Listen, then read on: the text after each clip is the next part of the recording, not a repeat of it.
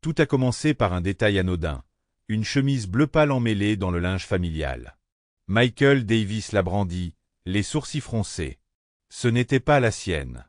Il connaissait chaque pièce de sa garde-robe.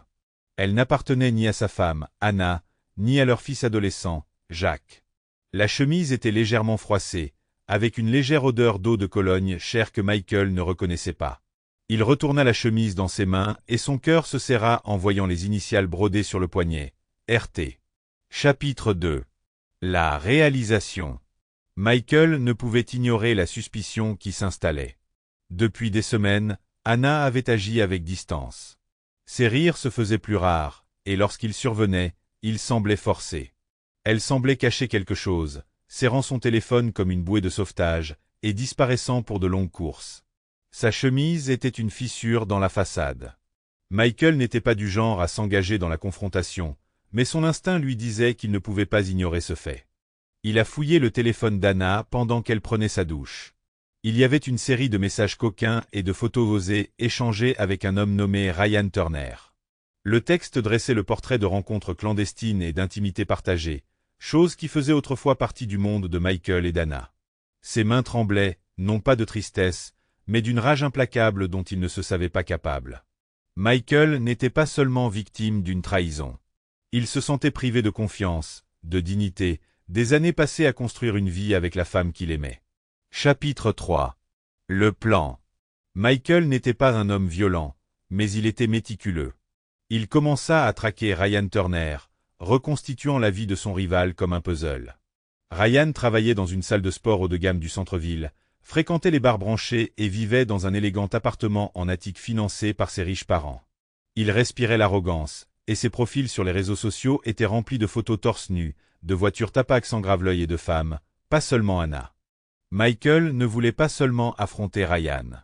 Il voulait s'assurer que Ryan ressente le poids de ses actes. Mais Michael n'était pas stupide. Il savait qu'une colère aveugle pouvait lui causer des ennuis. Il avait besoin d'un plan. Chapitre 4. La confrontation une semaine plus tard, Michael était prêt. Il attendit qu'Anna soit sortie de la maison avant d'appeler Ryan, se faisant passer pour le frère d'Anna. La voix de Michael était calme, mais ses paroles étaient tranchantes. Il invita Ryan à le retrouver dans un café isolé pour discuter d'un sujet important concernant Anna. Ryan, curieux et prétentieux, accepta. Quand Ryan arriva, Michael n'était pas au café. Il attendait dehors, adossé nonchalamment à sa voiture. Quand Ryan s'approcha, Michael ne perdit pas de temps. Il attrapa Ryan par le col et le plaqua contre la voiture. « Tu sais qui je suis, n'est-ce pas ?» dit Michael d'une voix froide et posée. Ryan balbutia, mais Michael ne le laissa pas parler. Il assena un coup de poing, un coup puissant et satisfaisant à la mâchoire de Ryan. Ce n'était pas qu'un coup de poing. C'étaient des années de souffrance et de trahison inexprimées, se manifestant en un instant unique et cathartique. Ryan tenta de riposter, mais Michael était plus fort et animé d'une fureur vertueuse. Il assena un autre coup de poing, puis le plaqua sur le trottoir. Les gens du quartier commencèrent à le remarquer, et Michael recula, reprenant son calme. « Ce n'est que le début, » siffla Michael. « Éloigne-toi de ma femme, sinon ce sera pire la prochaine fois. » Chapitre 5. Les conséquences. Ryan était humilié.